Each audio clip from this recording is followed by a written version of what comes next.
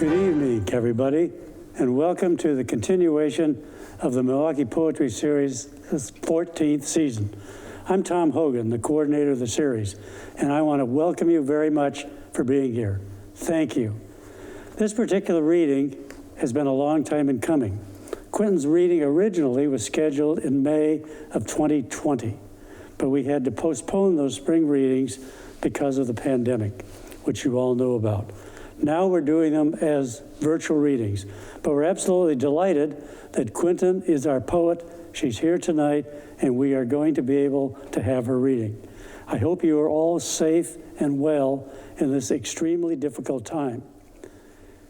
Before I introduce Quinton, I want to say some thanks. Thanks to the City of Milwaukie, who has supported this series from the beginning. Thanks to the Letting Library. We are a committee of the Letting Library, and the Letting Library has been very supportive of the series also from the beginning. Finally, thanks to the Milwaukie Poetry Series Committee. Two of the members from the committee are here with us tonight. But as you know, and you hear me say regularly, you don't have something happen unless you have a group of people working on it. I also want to thank Willamette Falls Media. We are here tonight live streaming from the Willamette Falls Media Center in Oregon City. And thanks for all the great work that they have done. Now, to introduce Quinton. Quinton Hallett writes and edits from Noti, Oregon.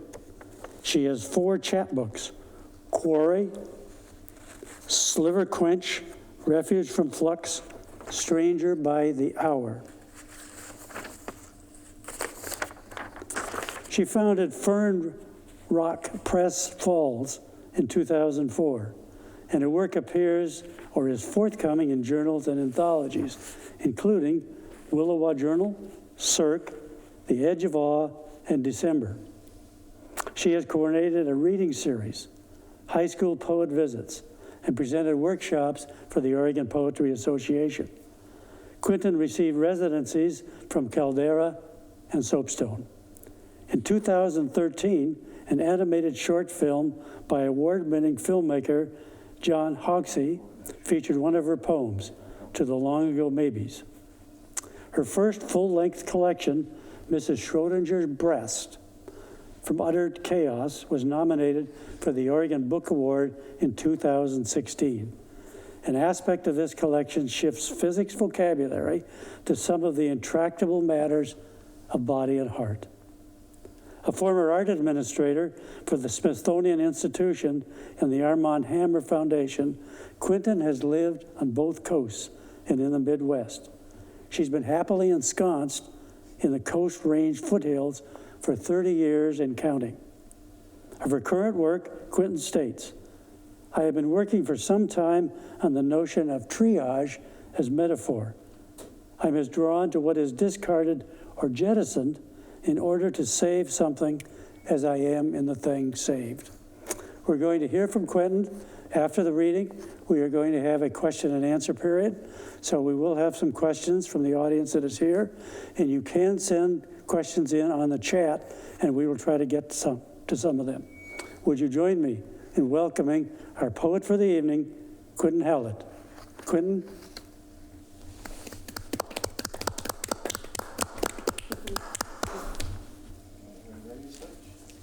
Thank you, Tom. Indefatigable host, and thank you for keeping us readers on track with the series. I want to also give my thanks to the Milwaukie Poetry Series Organizing Committee and the poets I follow or join in this 14th season. The Letting Library, I look forward to being in your wonderful new building, and the City of Milwaukie. I'm grateful to Joshua and Willamette Falls Media for making this happen tonight. Hooray. And I also want to thank first responders and second and third or 52nd responders and Anthony Fauci. I want to thank Zoom and other virtual tech for keeping classes, poetry readings, lectures, reunions, and alas, goodbyes streaming to all corners. I want to thank teachers, series hosts, poetry groups, YouTube tutorials, museum curators, the Smithsonian Panda Cam, Hamilton, and Carol Burnett to keep us sane. This reading brings me back to the microphone on the cusp of being with you all in person. But because it's still virtual, there are many more of you now, and I'm grateful for that, all of you out there. I'll structure the reading tonight. Having prepared for the third time for this reading, I've decided to organize it into a sort of triptych, poems from before, during, and after the initial lockdown and quarantine, but not necessarily in that order. We all got mixed up. And more on the triptych concept later. I'll read from my full-length Mrs. Schrodinger's Breast, my newest chapbook, Stranger by the Hour, and some during and late quarantine work, and I hope it's a good mix. It has been fascinating, really fascinating to review older poems for this evening with the COVID filter overlaid. I think that will happen to many of you as you look at titles or your work. And now that we're living firmly in the Zoom era, I have the notion that maybe the poems tonight will be in their own Zoom-like boxes, like participant boxes, each one different, each able to be heard or muted, chatted about or not, and they're all connected by the fact that we're in this together. All right, so I used to begin most of my readings since my book, since Mrs. Schrodinger came out with this poem. I used to end with this poem. So I think I want to upend all that and start with it. Dodge, burn. For the right exposure, shoot the gnarl, tinker a light whirl. Between subject and desired effect, shine extra moon. In the warm pillowcase, a clogged waterfall. To adjust the cumbrous press of doubt, there's a caffeine mountain, some owls dopplering, and geese dusky, geese white. Darkening the new page, black lines, a bird abacus, waiting for sun to count wings, to burn through. That's a nice beginning. All right, then the next poem is titled Self-Portrait as Bruise.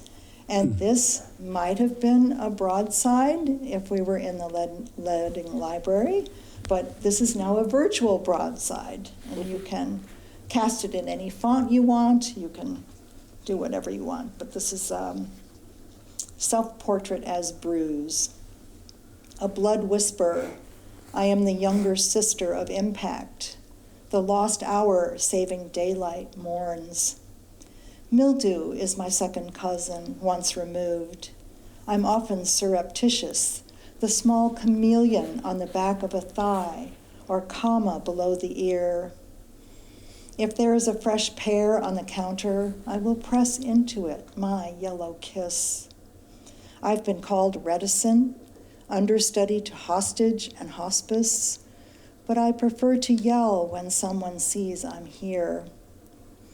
Thumbprint or thunderhead, my longing will never be taken for love, though it is similar in the way it uses quiet fury to aggravate intention and pools with me in one place far too long.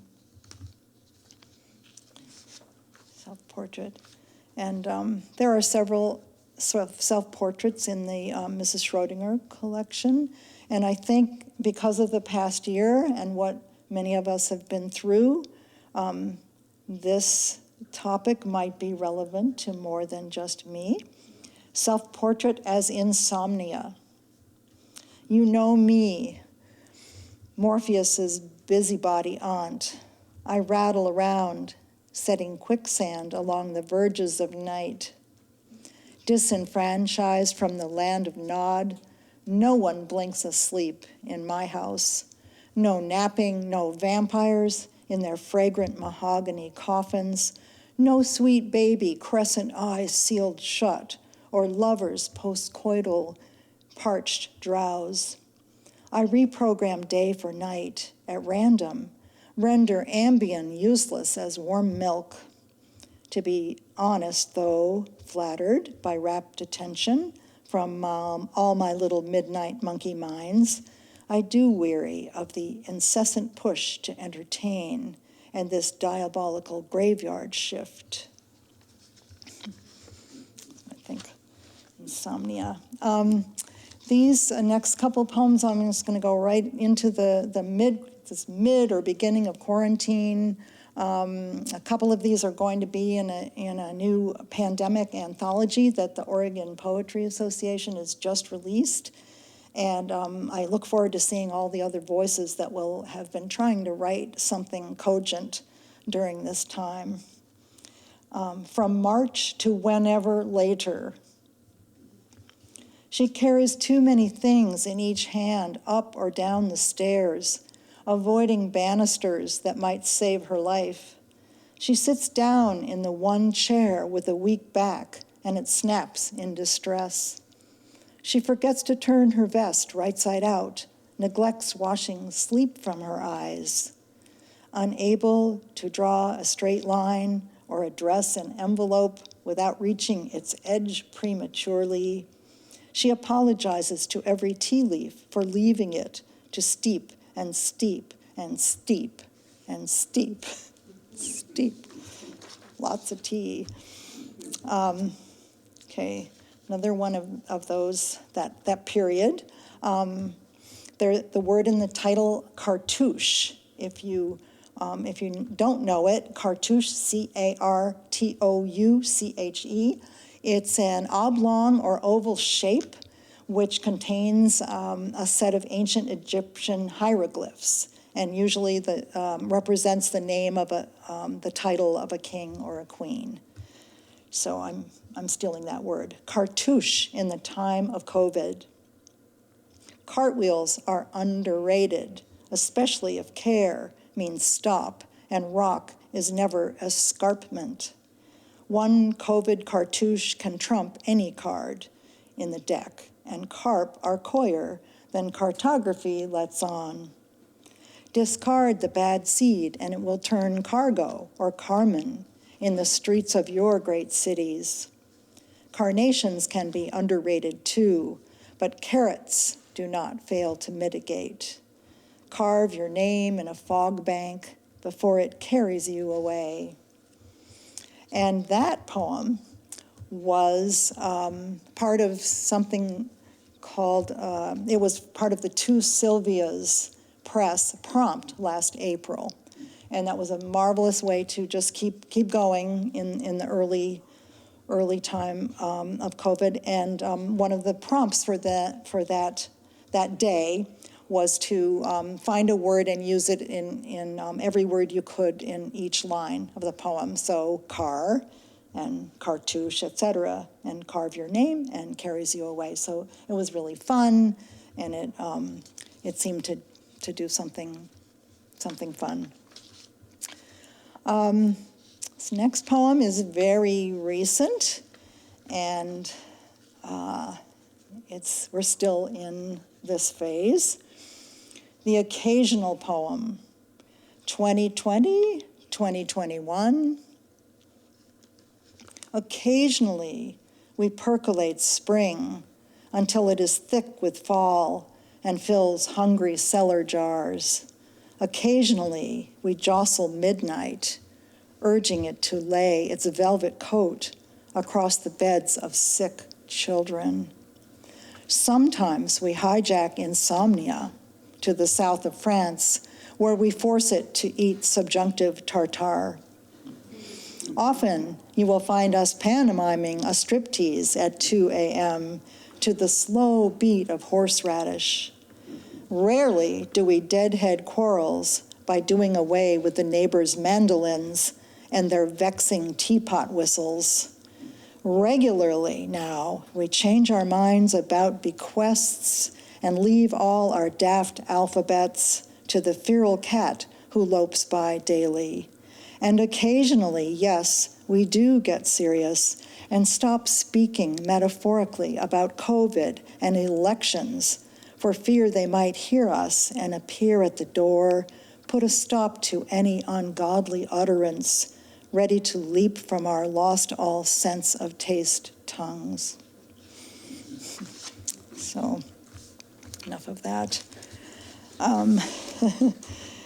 The next poem is from a small chapbook of 8 poems featuring poems to the stranger. And this was a big project the Oregon Humanities had several years ago to write letters to a stranger, and then Oregon Humanities would exchange the letters for you. So you might write your letter as a poem or not and send it to the stranger, and you might get an answer. But I just, these poems are to any stranger that wants to answer to it. But it also, even though it's a few years old, this collection was out in 2018, it seems to speak to the confusion amplified and the word salad that some of our brains have been in for a while. So, dear stranger, I hope this finds you not in a well. Yesterday, since you did not ask, I ate rockfish for dinner. It was baked with sweet onions. Basmati rice was involved, and green salad, some Malbec. Rockfish, onions, rice, salad, Malbec, orange juice, grapefruit, granola. Yesterday, my elbow met bath bubbles, hot water, a black towel, and plush white bathrobe, flannel sheets, a blue shirt, the back of a leather chair. Elbow bubbles, hot water, towel, robe, sheet, shirt, chair, medulla, and cerebellum. In a hot bath of onions, the rockfish with no shirt cried for Malbec, wrapped in a black towel. Rice pelted the back of a leather chair like salad croutons tossed. Gertrude Stein was invited to dinner, but she died so very long ago. Alice was indisposed. What is the opposite of identity theft? Exclamation, deforestation, cremation, incantation? Potholder, cold shoulder, file folder, or dodecahedron parallelogram quark? 5 billion years of bang? We ought to care. Time's up. Will it ever come down? Let us please take care wherever it wants to go. Sincerely mine, the inscrutable night sky with minuscule, unclaimed carry-on. So, no COVID there. I chose this poem tonight because of the title more than the subject. So in its Zoom box, here it is, Museum of Oddities. The dog split before I did, ran away for a year. I can't recall if someone we knew took him in while you and I spat out seeds and rind of a spoiled marriage. Before he ran, Chadwick, sweet marzipan, cringed inside our gallery of extinct courtesy.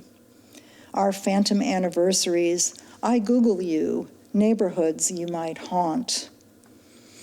Curator of long ago pain, I noticed the oddest museums popping up all over. Corvettes, Pez, the Derwent pencil. There's even a cyber museum of oddities, where a dagger of friendship is displayed with the pelvis of Pelagius, both quests in the Elder Scrolls shivering aisles. It might be time to join one of those quests and raise the Museum of Bicker. Who needs more of the same old saws in the gift shop, the same abandoned dogs left out back to beat?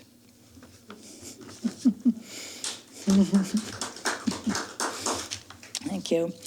Okay, travel and love and mothers in this next section. Travel, remember travel? Travel. We're getting close. And another, just informing this poem, I think in the big purge and cleaning and Marie Kondoing of our houses, we find lots of artifacts and heirlooms, and their stories are leaping for air, just like the rest of us. When my mother stole the ashtrays in 1954, what did she really steal? The Tour d'Argent's oblong sides cradle its iconic central image. Round as a Roman breast, the Hotel Eden's is florid with incised designs. From an unidentified classy hostelry, a luminous seafoam square now holds hotel soap, also stolen. Too young to have heard her stories of candlelit dinners, or with whom mother traveled to the south of France, now that she's gone, I make them up. On my desk, clunky Campari and Hotel Intercontinental Lisbon overflow with loose francs, escudos, lira. I never asked why she smoked so much, or why her bags were too heavy to carry when she came home.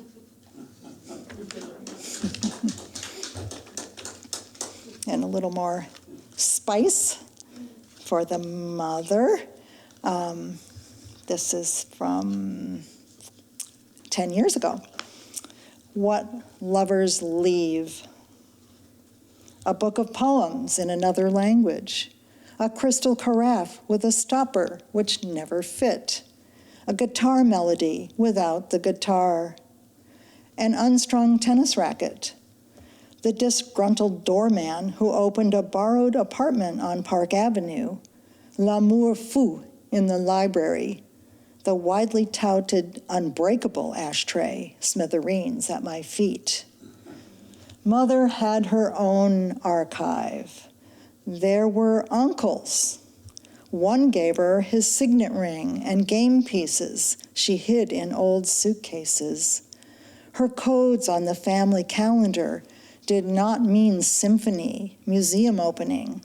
They meant the red silk, the black lace. Curators of circumstances, we thrive on something to polish, something to mend, something to be accountable for over bourbon and grilled cheese sandwiches. Leaving us nothing would not have been an option. So we hold on to these things. We do. Oh, and then here is, here's the poem is called To the Long Ago Maybes. And the story about this poem, John Haugsy, the animated filmmaker who, he lived in Portland for a while, he's from the Northwest, and he was down in Santa Barbara, and he saw this poem, and he asked me if he could make a short 1-minute animated film of this poem, and what an honor to and his work is fantastic. And I'll give you the link to the YouTube site so that you can see the little film afterward. To the long ago maybes. Who, I wonder, were those pulsing boys calling me out of the house wet on New England summer evenings? Which of them used crab walk arguments? Which one fed the most enchanting assertions, wrapping his breath around my neck, soft as corn silk? How nimble each archived mirage. This is the time of year to catalog and stash such strands before fall's orange debris flutters to the pavement like feathers, before all the loose promises are snapped back in the purse. To the boys I forget and the ones I don't, thank you for being precise stones firmly embedded in the fordable brooks. Your slippery gleam lifts above all the rushing. And 2 more tiny stories leading from this poem. John Haugsy decided that my voice wasn't old enough to read this poem on his film. So he chose his partner, Eva, who was a lot older than I am. And so when you go to the film, you'll hear Eva reading my poem. And the second wonderful happenstance is during COVID, a few months ago, I received a letter after 55 years from one of those pulsing boys. And it all comes around. The link is YouTube. Look for John Haugsey, JohnHaugse. And the film is Long Ago Maybe One, all one word, Long Ago Maybe One. And I'm sad to say that John died in December. And so we have the film, and this is the first time I've been able to read this poem since he left downstream. Anyway, all right. Sometimes a mermaid has to swim through a reading. So this one's coming in here. When a mermaid comes undone, inconsequential shells, sometimes a chipped agate, pay them daily to the gods of hazard. Stealth is your best suit to unpucker those drenched lips. Hide in reef shadow. Avoid black-clad grief divers who grope after their own hearts. If compromise swims by, as it will, upend that raft of innuendo and guilt. Don't connive or flutter, go deep. If you let it, forgiveness will eventually save you. Thank you. Next poem is from a postcard series. I don't participate in the big August postcard exchange. I'm not sure if it's Oregon only, but there's a big postcard exchange for all 31 days of August. But I do write my own. I try to write my own. And what did I do with them? I do. I write them. I write them on postcard stock. They're short. They're fun. And you can send them or not, but this was an August postcard poem called Buckle. Lost its dark sheen, a wink from matted grass under the idle porch swing. It caught light last when a couple uncoupled, wicker crosshatch imprinting skin. New owners of the house come upon it, scrounge for brass polish and a fresh belt. Who knows? Okay. So the next poem is an ekphrastic poem. It was written to a work on paper by Robert Tomlinson, and I think it's too small to see here, but it was written to a work of art. But the title is Hovering Like Patience. And here again, I just think that this quarantine and the pandemic has hovered over my titles of my older poems, and maybe I'll cast something new under these titles, but I chose this for several reasons, but hovering like patience. Hovering like patience. Serafina, the ferry, founders off the Turkish coast. Glass floats carry fathomless resumes, and 12-tone reveilles taste like low tide. Extinction is getting overpopulated by the hour. Dolphins chase one last squid into oblivion. The splayed anthem of evolution stalls brown pelicans in mid-dive. Noah didn't know Jack when he built that boat. If he'd left the two birds in the bush, nothing would have bitten his hand. Hail to thee, blithe spirit, said the prophet.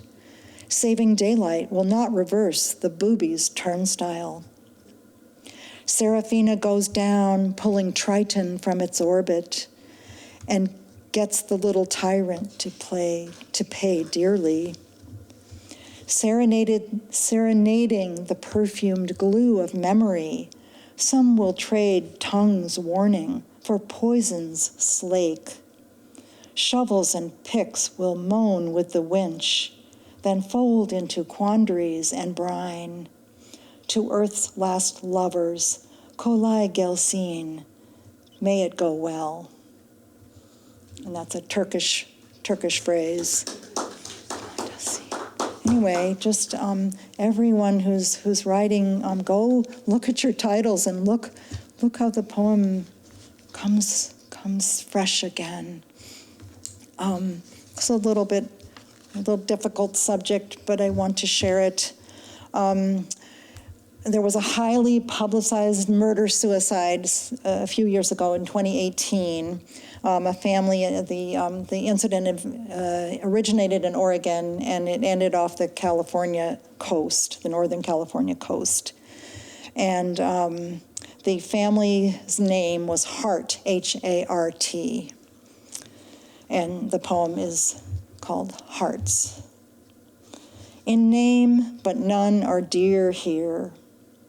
Children bucked from no care to these two who adopted 6, stagger stepping them in royal blue t-shirts and out-of-body smiles for the camera. Young hearts lived in fostered isolation, little army of mixed conscripts. Their 2 heads of household in retractable horns led them over the cliff, an upside-down happy hour where they finally escaped into the blue. Foster means to rear, to nourish and cherish. Though rare, abandoned fawns have been known to be safely fostered by a doe, not its mother. Oh, you, dear ones, who sew quilts beside the cradle, wish more newborns a long and happy life.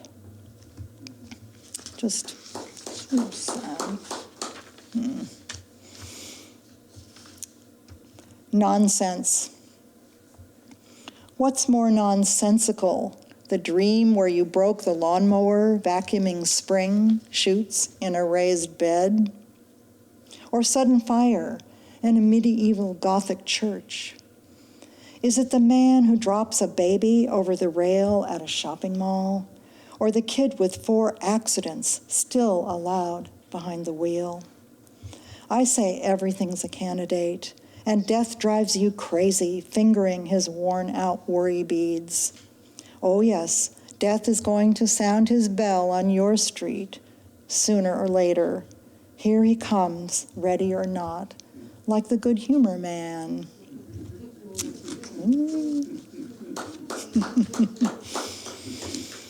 Okay, not too much commentary here. April Fool's Errand. If I should finally have a stroke of good luck, promise me you'll shrink the wool sweaters to my new size. If I should fall under the spell of numismatists, take all the buffalo head nickels we found in the attic and bribe them to take me back to you. When you come upon a sinkhole on the cheesiest side of the moon, fly there immediately. I will meet you at 8 on the dot. If none of this makes sense, why not go ahead? Tear that insolent tag off the new mattress. Make a new bed. Lie in it. And don't ask how I spelled lion. Okay. A couple more. This next poem, the title is a French title, and this poem's also kind of an ode to body parts. Those of us of a certain age may have encountered floaters in your eyes for some years or several years. My first floaters appeared on my 50th birthday. And who writes a poem to floaters? But I have a friend, a German friend, and he had the most marvelous term for floaters called les mouches volantes. Les mouches, so it literally means flying flies. But les mouches volantes is just such an elegant way to say floaters. And also, I've been studying French for 5 years now with the remarkable Amy Herman in Eugene, Oregon. And it's fun to stick a few French words into a poem tonight. Les mouches volantes. What if floaters are other people's dreams or the transcribed unsaid? Sometimes lazy, these paresseux travelers in a summer sky are random strands adrift, at other times urgent, rushing about the vitreous with telegrams from the soul. Against white, none of them can hide. Against black, they stall, never completely still. Precious floaters, dear dark soldiers from une terre inconnue, muster the extraordinaire inside my eye, you insistent filaments of life. No floaters. Oh, there's one now. Okay. Here's one more older poem with a new take. Again, the title wanted it to be in this group tonight, and the title is Centrifugal Force. It's hard to say. Centrifugal force. Like a bat, you cling with others to the wall of a barrel, head, hand, back, heels pressed against its sides. Moments ago, you stood on the solid platform, grounded by this excursion to the county fair, but not yet by what it portends. Too frightened by other rides, the bullet or the seasick Ferris wheel. You chose the barrel's tall walls and gradual tilt from horizontal to vertical.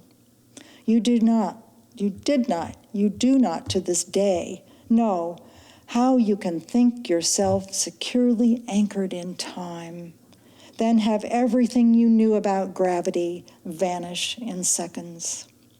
Who hears your shrieks left back there in frozen hover?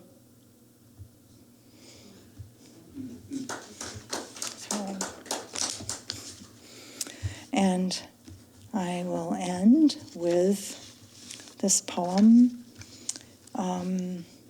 It's a newest poem to end with, and it has in the title Catafalque.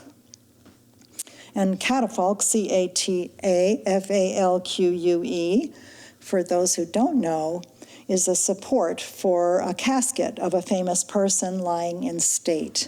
And our familiarity with one in this country is the Lincoln catafalque.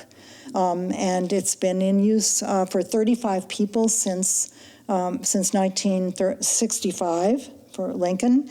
And it is the most recently RBG and John Lewis were on the catafalque. But my poem is for the more than 500,000 and all the rest of us. Catafalque tree. Fuzzed altar with patchwork of moss among your flanks. We lean into you, and your green sponge cushions our touch. You lie on your side in our woods, retaining an upright dignity. Old growth Douglas fir, fallen or felled, hard to say. You have resisted Old growth Douglas fir, fallen or felled, hard to say. You have rested your solid history in this hollow of a 5-acre forest. Grandmother and nurse to saplings and seedlings, rising from your still fertile bark, you're the chosen spot where we place small creatures found in all seasons. Into your tender depressions, we lay to rest crow, flicker, squirrel, hare, offerings for the catafalque of you. The time will come when we humans will join them, lie down in your majestic green. Honor the great spirit of renewable loss.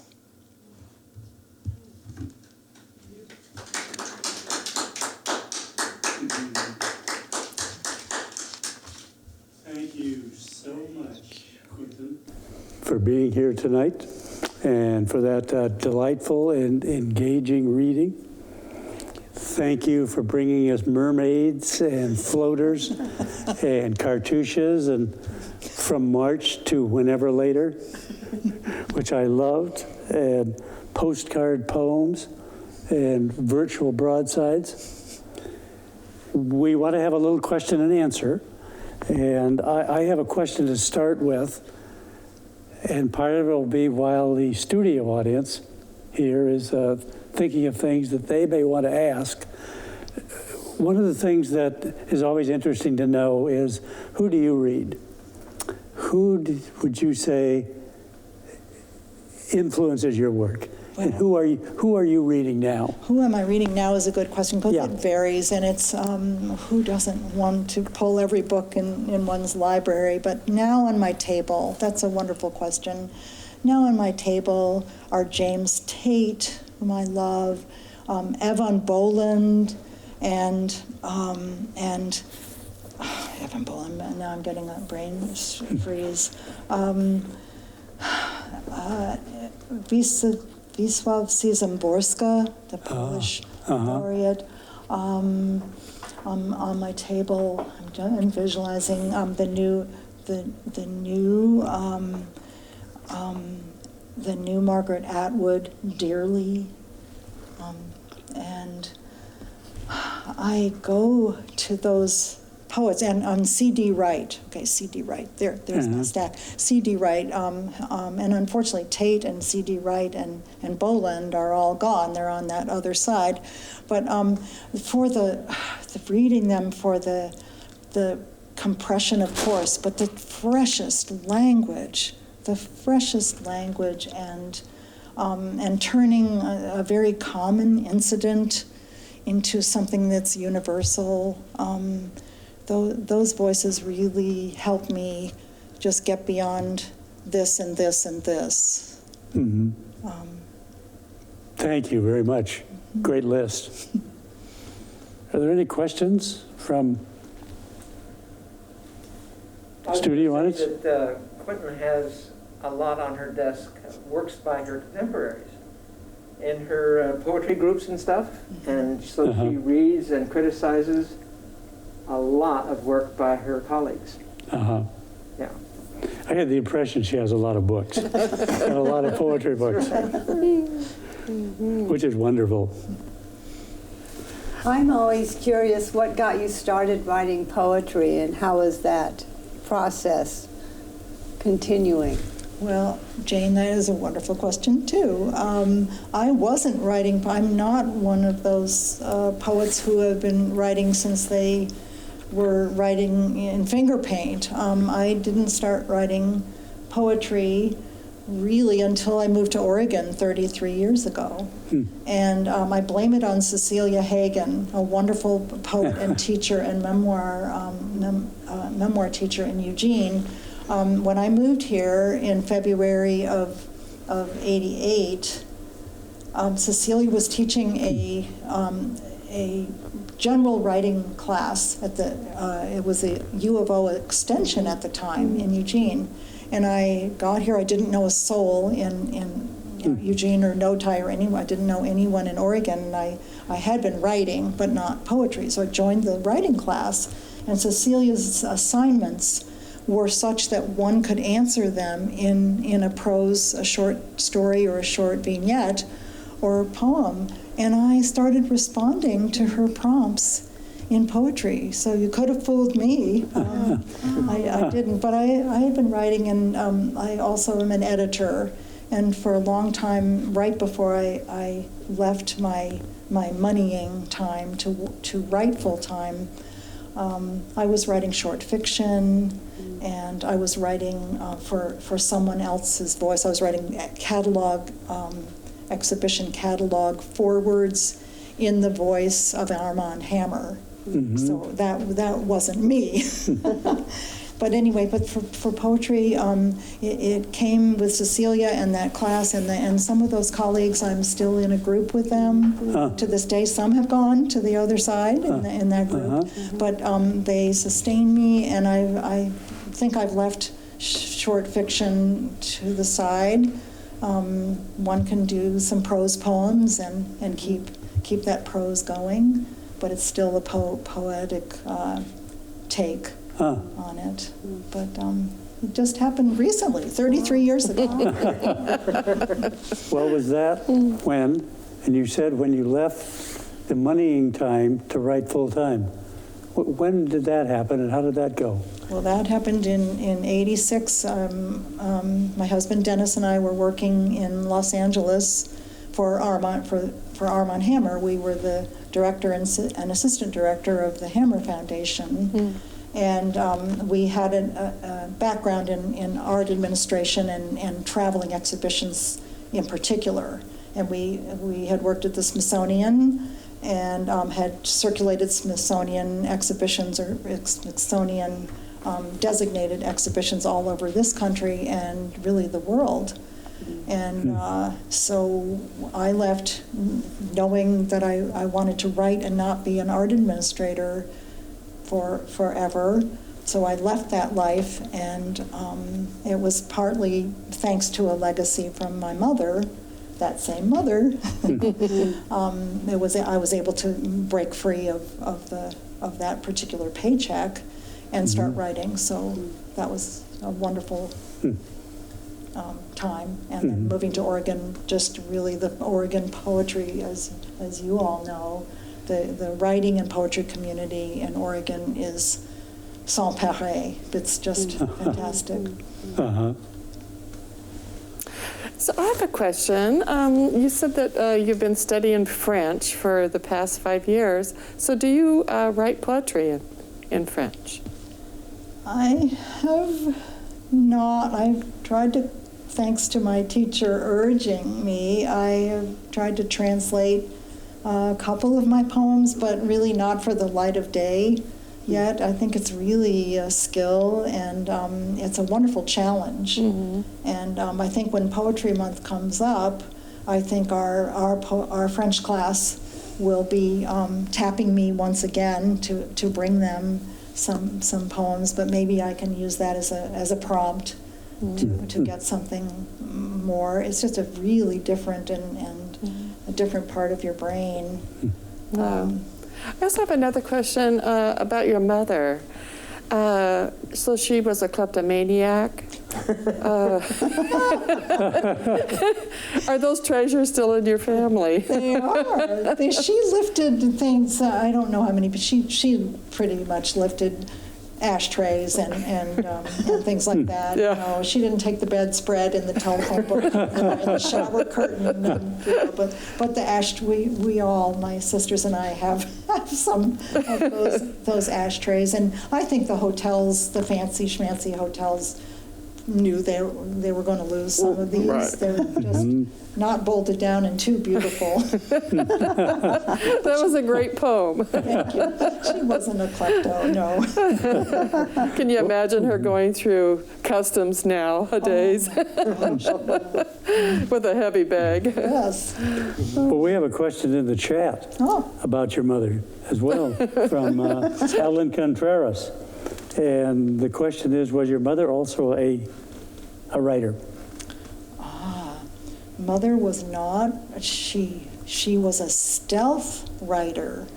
We daughters heard that she wrote mystery, kind of bodice ripper mysteries that none of us have seen. I found an essay of hers in a journal where she was definitely trying to go into a different voice, but nothing that was shared with the family. And she was a librarian, and she taught French at our elementary school. So she was definitely read a lot, and but she wasn't a writer, I would say. Alan. Any other questions here? I just have one. I'm a dancer, so I'm always really interested in the physical aspect of things. And I'm wondering, do you write your poems or do you type them or do you do both? I dance them. I dance poems. Actually, I do, yes. Oh, good. No, I write long. I definitely, another good question. I need to write longhand to start. So my notebook, I go from the paper or a notebook that's chronological, and I just don't think on the screen. Yeah. So it has to be the physical through the pen, and I have fountain pens. I still. It's easier with a regular pen, sometimes pencil too, but I can't just generate something except for email on the screen. That makes total sense to me. I do have another question. I really did enjoy the letters to strangers. That really intrigued me because I remember as a young child having pen pals that you didn't know, and you would write these letters. And so that kind of intrigued me, the strangers.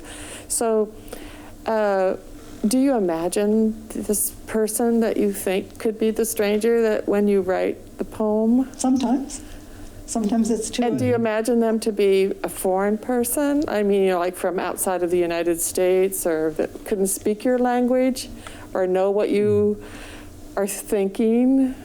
I think of anybody, the everyone and the no one, the person you meet on a plane and you tell way too much to. There is a poem in that collection. We tell extraordinary amount of detail to a stranger often, but I just pick a different entity to write to, and it is usually a person, not a creature or something, but that can be a stranger, familiar. Right. Yeah, very good. I have another question from the chat, and this is from Amy Miller in Ashland. And that's certainly one of the features of Zoom, is that people from distances can log in. Yes, Amy, that's wonderful. And Amy says, "Hi, Quinton. I really enjoy your wordplay, your playfulness. Can you talk about that in context of television? Do you revise toward wordplay, musicality, or does it appear in the first draft?"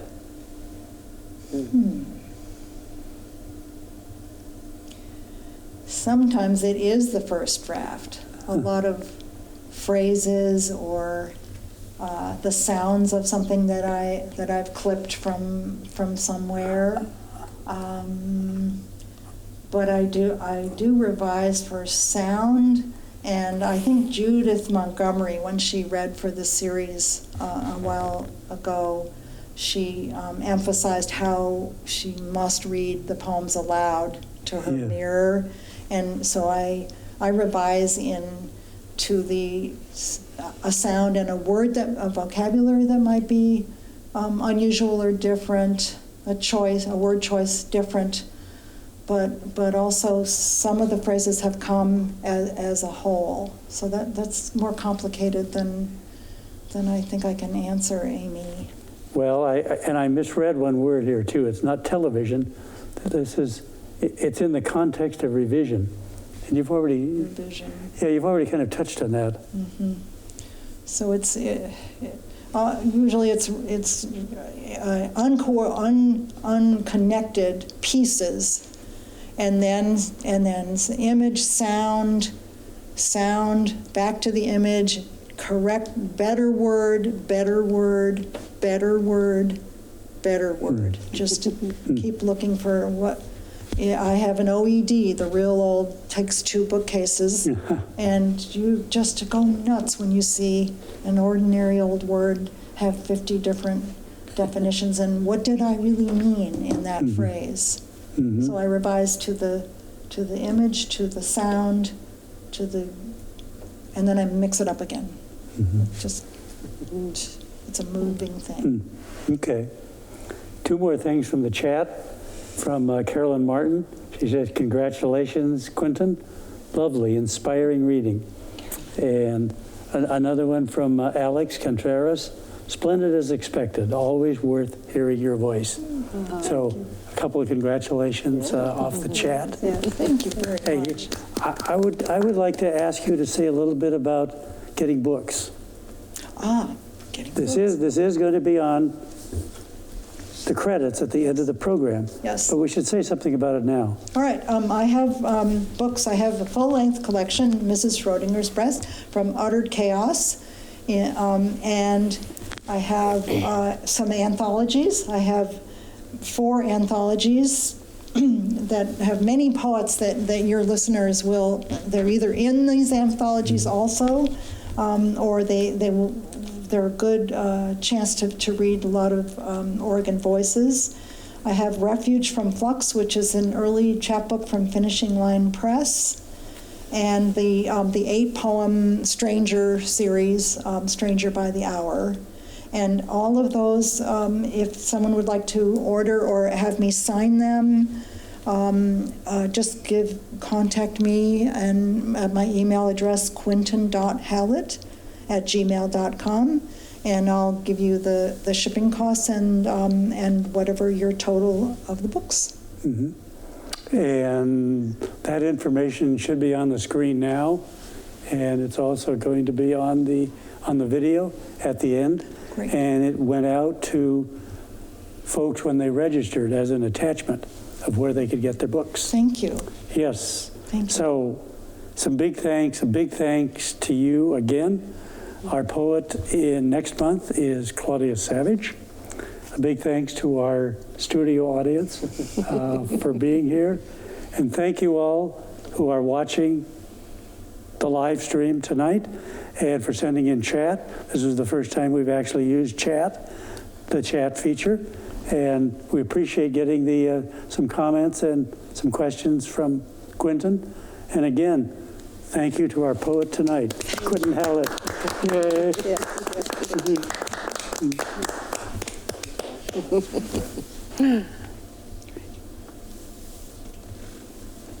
Yes.